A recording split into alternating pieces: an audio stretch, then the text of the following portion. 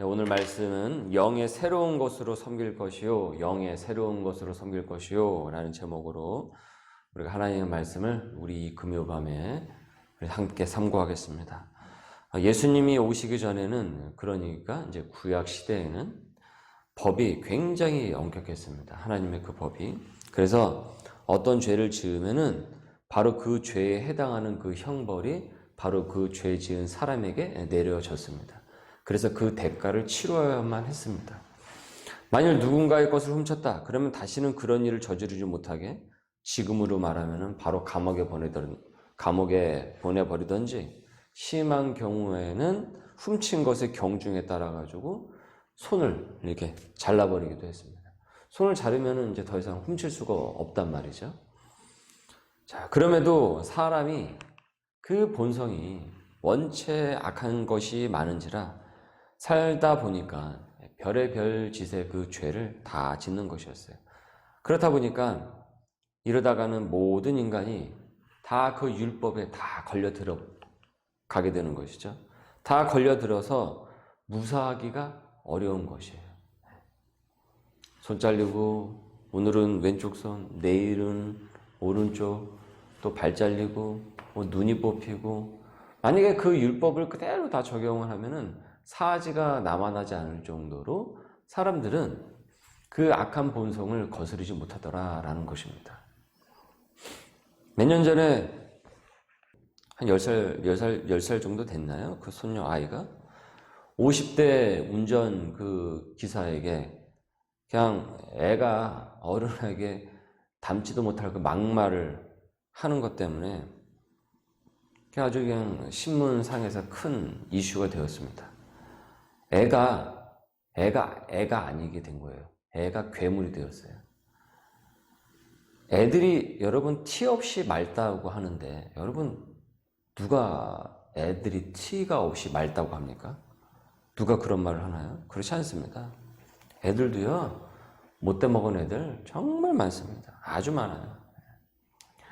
중학교 1학년 4명이 한 아이를 괴롭히다가 결국은 떨어뜨려가지고 그 아이가 죽게 만들었어요. 그런데 그 괴롭힘은 언제서부터 시작되는 줄 아십니까? 초등학교 때서부터 시작이 됐어요. 그 아이를 집요하게 괴롭히는 것이, 그 녀석들이. 저도 주일학교 전도사를 오랫동안 했으니까 그 아이들의 그 성품과 심성에 대해서 많이 알잖아요. 저도. 근데 아이들이요, 다 착하지 않습니다. 다 착하지 않아요. 한 번은 어떻게 저 나이에 저럴 수가 있나? 라고 놀랄 정도로 그 악한 면들을 많이 봤습니다. 아주 참 악한 면들이 많이 보이더라고요. 아이들 모습 속에서도. 그러니까 그것은 그 아이라서만 그런 것이 아니고, 꼭 가정교육이 틀렸다 그래가지고 그런 것이 아니라 인간의 본성이 타락을 했기 때문에 그런 것입니다. 그래서 인간은요, 가만히 놔둬버리면 그 타락한 본성이 그 인성을 잡아먹습니다. 그리고 그 타락한 본성이 그 인격을 끌고 가버리게 됩니다. 그래서 인간에게는 교육이 필요한 것입니다. 이 교육이 꼭 필요합니다. 학교 교육, 가정 교육, 인성 교육이 필요하다. 인성이 회복이 되기 위해서는 교육만으로는 한계가 있습니다. 교육만으로는 그 타락한 본성이 되지 않습니다. 어느 정도 억제가 있어요. 어느 정도 그 본성이 사회적으로 큰 무리를 일으키지 않을 정도까지 어느 정도 교육으로서는, 후치적인 교육으로는 어느 정도 가능을 합니다. 그건 저도 인정을 해요. 그런데 여러분, 정말 그 타락한 그 본성이 진정한 그 인간성을 회복을 하게 되는 것은요, 교육만으로 되질 않아요. 절대 되질 않습니다. 그 본성은.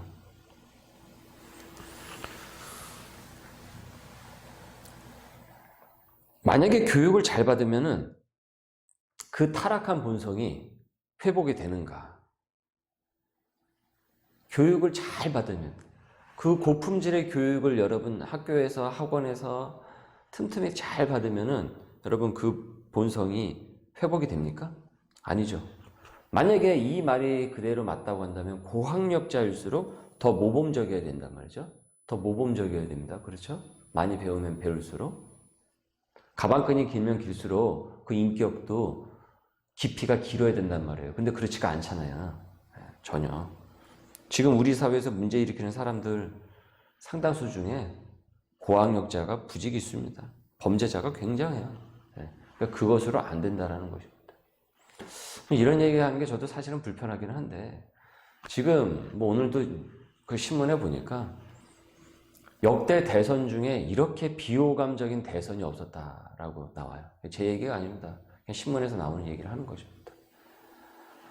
까도 이 유력한 대선 후보자들에게서 수많은 그 뒤에 수많은 그런 것들이 많이 나와요. 근데 그분들 공부를 잘하는 사람들이에요. 그러니까 지금 이것이 지금 우리 사회의 전반적인 단면을 지금 보여주고 있다라는 것입니다. 참 여러분 큰일입니다. 정말 우리 그리스도인들이 기도를 많이 해야 돼요. 다음에 지금 어떤 시대가 또 우리나라에 펼쳐질지 모르겠어요. 어떤 혼란이 이 땅 가운데 오게 될지. 누가 되든 어떤 정당이 자리를 잡든.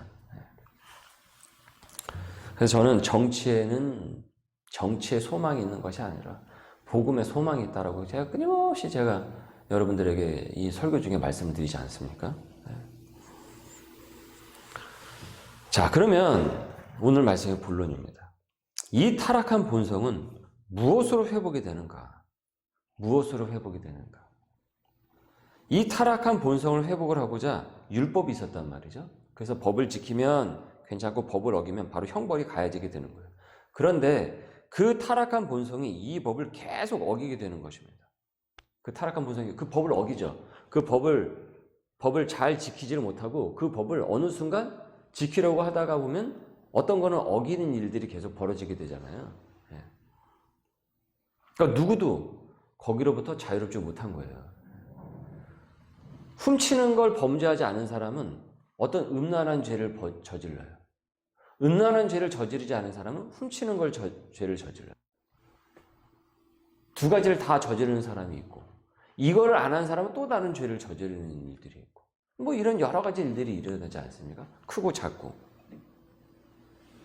자, 그래서 누구도 거기로부터 자유롭지 못한 것이다. 그래서 의인은 없나니 하나도 없다라고 하였죠.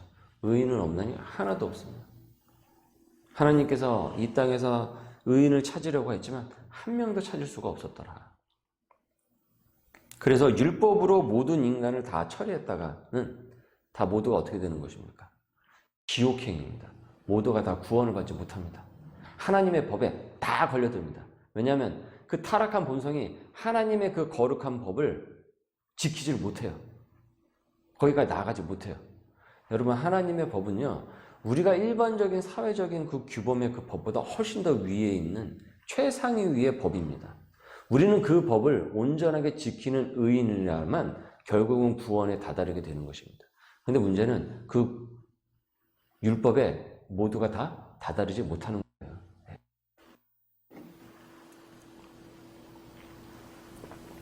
여기서 하나님께서 그런 인간들의 절망적인 그 모습을 보시고 우리를 다 버리신 것이 아니라 너희들은 구제불능이거나 다 쓸어버려야 되겠다. 이것이 아니라 인간에게 긍휼을 베푸십니다. 용서를 베푸세요. 그것이 바로 우리 예수 그리스도의 십자가입니다. 예수님께서 그 죄를 담당을 하시고 십자가에서 돌아가신 것이에요. 그 우리 죄를. 우리가 안 되니까, 우리 능력으로 안 되니까 예수님께서 앞서서 그것을 해결을 해 주신 것이란 말이에요. 앞서서. 우리 능력으로 되질 않기 때문에. 그래서 이 땅 가운데 예수 그리스도를 우리에게 보내셨던 것이고, 우리가 예수 그리스도를 믿고 따라가면은 우리가 바로 그 구원에 이를 수 있다라고 하는 것입니다. 설사 우리가 그 율법을 완전하지 못한다고 할지라도. 누구 때문에요? 나 때문이 아니라 예수 그리스도 때문에 그런 것이다. 그래서 예수님을 진실로 믿으면은 우리의 허물과 죄악이 용서를 받습니다. 즉 그리스도를 향한 믿음으로 우리는 그 타락한 본성이 회복이 된다. 그러면 이런 질문이 나오게 돼요. 이런 생각이 나와요. 아, 그러면 나는 예수님이 내 죄를 대신하고 지고 가셨다고 했으니까 그럼 나는 율법으로부터 되게 자유로운 것 아니겠는가? 나는 율법으로부터 자유롭구나. 그러니까 내 죄를 언제든지 예수님 때문에 다 용서를 받으니까, 응? 죄 짓고 회개하고, 죄 짓고 회개하고, 이러면 괜찮겠네.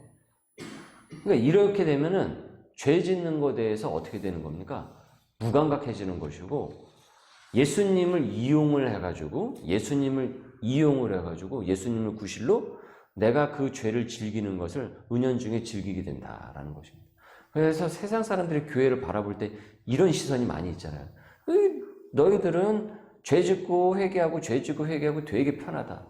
그러니까 그 사람들이 그렇게 보는 이유가 있는 것이에요. 그러니까 그 사람들의 그 시각이 그렇게 바라보도록 그런 모습을 우리가 보여줬다라는 것이에요. 한국교회가 그건. 근데 그거는 하나님께서도 원하지 않는 것이에요. 이렇게 우리에게 악용을 하기 위해서, 그것을 이용하기 위해서 예수 그리스도를 이 땅에 우리를 보내주신 것이 아니다라는 것입니다. 이것은 우리에게 긍휼을 베푸신 것에 대한 바른 행동이 아니다. 그래서 여러분 1절에서 3절의 내용은 이런 내용입니다. 남편이 있는 여자가 만일 다른 남자를 만난다면 그 여자는 음녀인 거예요. 죄입니다. 그런데 만일 그 남편이 죽으면 그 여자는 그 남편의 법에서 자유롭습니다. 그렇죠? 이후에 새로운 사랑을 할 수가 있습니까? 없습니까?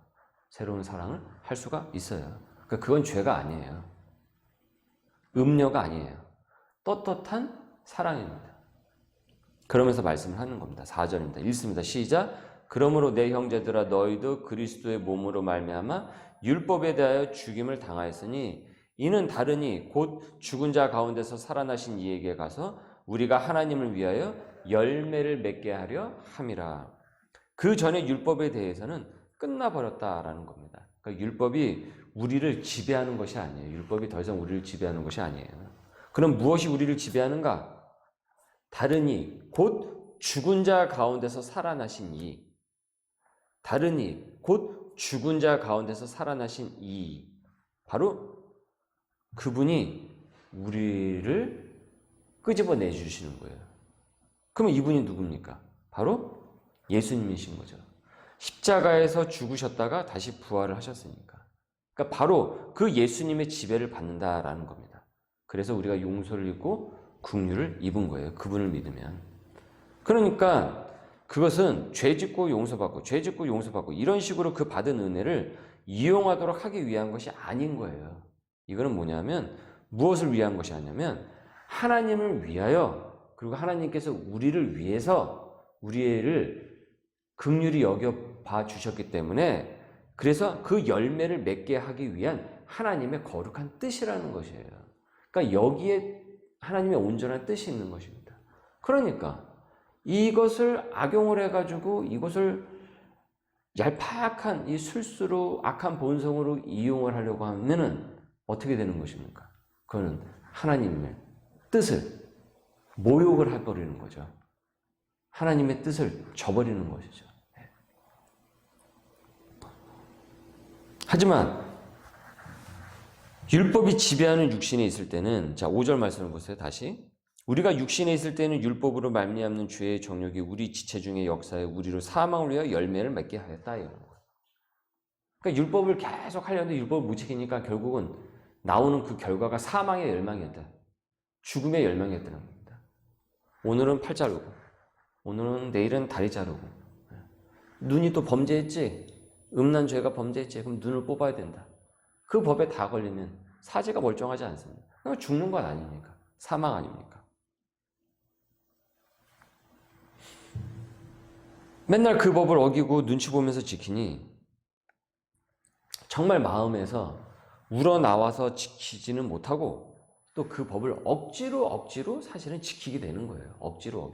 그런데 억지로 해도 그 법을 다 지키지를 또 못해요. 이런 악순환이 우리 가운데 벌어졌다 이라는 겁니다. 그래서 이제는 6절을 읽습니다. 시작. 이제는 우리가 얽매였던 것에 대하여 죽었으므로 율법에서 벗어났으니 이러므로 우리가 영의 새로운 것으로 섬길 것이요 율법 조문에 묵은 것으로 아니할 것이다. 자, 오늘 말씀의 제목이죠. 영의 새로운 것으로 섬길 것이요, 우리가 이 율법 조항에서 벗어났으니 영의 새로운 것으로 섬길 것이요 율법 조문에 묵은 것으로, 옛날 것으로 이제는 그렇게 살지 않는다라는 겁니다. 그러니까 율법으로 하나님의 법을 지키는 것이 아니라 이제는 어떤 마음으로 하나님의 법을 지켜나가는 것입니까? 새로운 영으로 우리가 하나님의 말씀을 지키면서 살아나간다는 거예요. 그러니까 하나님의 말씀을 지키는 건 예전이나 지금이나 어떻습니까? 똑같은 거예요. 똑같이 지켜야 되는 거예요. 그런데 그 법을 지키는 그 내용이 달라진 거예요. 우리에게. 예전에는 억지로 해요. 그래서 그 법을 어떻게든 커트라인이라도 지키는 그것이 우선이었다라는 거예요. 그러니까 법 자체였어요. 그러나 예수 그리스도가 오심으로 말미암아 우리에게 그 긍휼을 베풀어 주신 것입니다. 그렇다고 해서 우리가 그 법으로부터 자유한 것이 아니다. 우리는 그 법을 어떻게 해요? 새로운 영으로 말미암아 하나님의 말씀을 지키면서 사는 것입니다. 그러니까 예수님께서 내 죄를 위해서 십자가에서 돌아가셨고 나를 용서해 주셨어요. 그러니까 그 받은 은혜가 너무 감사해서 오히려 하나님의 말씀을, 그 법을 내가 더 잘 지키면서 살아야겠다라고 결심을 한다라는 것입니다. 전에는 눈치를 보면서 억지로 했다고 한다면 이제는 그것이 아니라 받은 은혜에 감사해서 마음에서 우러나오는 그 감사함으로 하나님을 섬긴다. 하나님의 뜻을 따라간다라는 거예요. 이를 이렇게 좀 더 쉽게 설명할 수가 있어요. 만일 저희 집이나 여러분의 집에 아이가 TV를 계속 가까이서 보는 습관이 있다고 하죠. TV를 계속 그 앞에서 봐요. 그래서 부모가 이랬다라고 하죠. 너 텔레비전 가까이서 보면은, 너 이 선 넘어서 자꾸 가까이서 보면 너는 이제 앞으로 회초리 몇 대야? 회초리 2대야? 3대야? 그런데도 아이가 TV를 계속 가까이 와서 보는 거예요. 그러면 어떻습니까? 회초리를 맞는 거예요. 그럼 그 아이는 어떻습니까? 회초리를 맞지 않기 위해서 텔레비전을 가까이 가질 않아요. 근데 어느 순간 자기도 모르게 텔레비전에 어떻습니까? 또 가까이 가서 보는 날이 또 오겠죠. 그럼 또 회초리를 맞는 거죠. 그럼 또 회초리다. 그런데 아빠가, 여러분, 이 방법 대신, 부모가 이 방법 대신 이렇게 얘기를 했다고 치죠. 아이가 가까이서 보면 눈이 나빠져서 너한테 안 좋아. 너가 그렇게 눈이 아프면은 나중에 안경을 끼게 되고, 그것은 너한테 되게 안 좋은 거야. 눈 건강에 너무 안 좋아. 아빠는 너를 너무나도 사랑하기 때문에 네 눈이 나빠지면은 아빠도 마음이 아파. 그러니까 꼭 안아주면서 앞으로는 우리 여기서 텔레비전 보자, 멀리서 텔레비전 보자, 가까이 가가지고 텔레비전 보지 말고, 그렇게 얘기를 하는 거예요.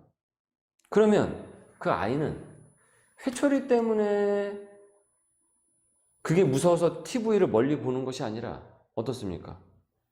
아빠의 그 사랑 때문에, 그죠? 아빠의 그 사랑 때문에 TV를 뒤에서 보는 법을 지킨다라는 것입니다. 그러니까 아이는 예전에 회초리의 법이 아니라 이제는 어떤 법이 된 겁니까? 아빠의 그 사랑의 법이 이제 아이를 감싸고 있는 것이에요. 그러니까 다른 거죠. 어떤 집은 회초리 맞을까봐 텔레비전을 멀리서 봐요. 가까이서 봤다간 부모한테 두들겨 맞을까봐. 그런데 이 집 아이는 아빠가 자기를 너무나도 사랑하고 나의 건강을 지켜주기 위해서 텔레비전을 멀리 보도록 얘기하는 그 마음을 알아요. 그래서 아빠의 사랑 때문에 나는 멀리서 텔레비전을 보는 거예요. 그럼 여러분 어떻습니까? 똑같이 멀리서 텔레비전을 봐도 이 아이는 율법이 지배하는 아이고, 이 아이는 무엇이 지배하는 아이입니까? 사랑이 지배하는 아이죠. 이것이 바로 복음이다라는 것입니다. 이것이 바로 예수 그리스도께서 이 땅 가운데 오셔서 우리에게 베풀어 주신 바로 은혜다라는 것입니다. 내가 이 법을 지키면, 내가 하나님 말씀대로 살지 않으면 하나님께서 나를 벌 주실까 봐, 벌 받을까 봐, 뭐 하던 일이 잘 안 풀릴까 봐, 그건 율법에 매여 사는 것이에요. 그러나 예수 그리스도께서 이 땅에 오셔서 내 죄를 씻어주시고 내가 하나님 앞에서 구원을 받은 백성으로서 내가 정말 나 같은 죄인을 나를 살려주셨구나. 내가 이 은혜에 감사해서 내가 정말 하나님 뜻대로 내가 살아야지. 그래서 내가 열심히 기도해야지. 그리고 하나님의 뜻대로 내가 기도하고 말씀 보고 내가 이 세상 가운데서 소명으로 내가 어떻게든 잘 살아내야지. 그럼 그 사람은 은혜가 그 사람의 삶을 지배하는 것이에요. 오늘 말씀은 이것을 말하는 것입니다. 하나님의 법을 우리가 따르며 사는 것이 축복인데 옛날에는 법을 어겼을 때는 바로 회초리라는 징계가 내려졌어요. 그런데 이제는 그 얽매였던 것에 대해서 우리가 그리스도의 은혜와 사랑으로 말미암아 완전히 자유하게 된 거예요. 회초리가 무서워서가 아니에요. 이제 더 이상 우리는 회초리를 무서워하지 않아요. 예수 그리스도의 사랑과 하나님의 그 사랑에 감격하면서 살아나가는 사람이다라는 것입니다. 여러분 이것이야말로 복음 아닙니까? 이것이야말로 진정한 풍요로움 아니겠습니까?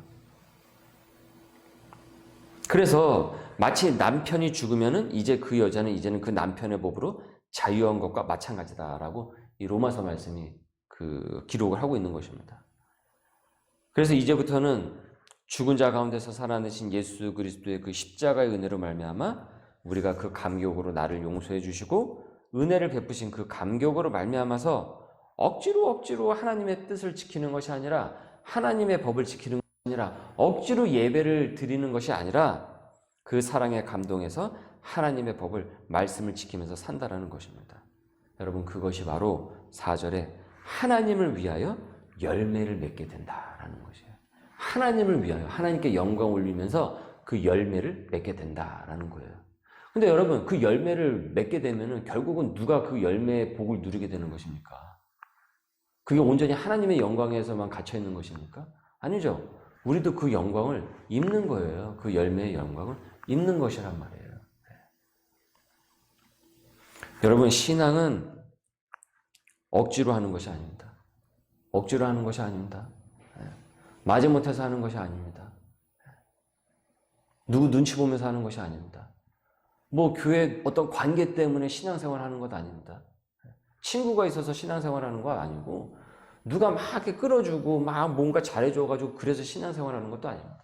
물론 그것도 어느 정도 일정 부분 교회 교제에서 필요한 것도 있습니다. 그러나 그것이 주목적은 아니다라는 것입니다. 우리에게는 예수 그리스도의 사랑으로 말미암아 우리가 예배드리고 기도하고 말씀 보고 살아나가는 것이에요.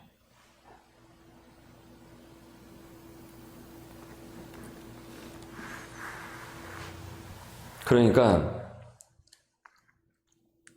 하나님께서 내가 이렇게 하면은 하나님께서 나에게 복을 주시겠지. 그러면은 그 사람은요 하나님의 뜻대로 못 삽니다. 그렇게 하면 살지 못해요. 그리고 못 지킵니다. 보십시오. 분명히 못 지키고 맨날 어기는 일이 훨씬 많습니다.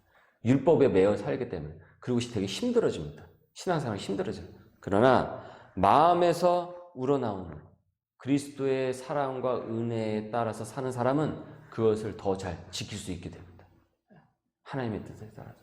여러분 이것이 바로 복음 안에서 우리가 누리게 되는 자유입니다. 회초리가 없어도 아이는 텔레비전을 가까이 보질 않아요. 그리고 멀리서 보는 게 너무나도 자유롭고 너무나도 그것이 더 즐거워요. 아이에게는. 여러분 억지 춘향이라고 하죠. 억지 춘향. 억지 춘향이 뭡니까?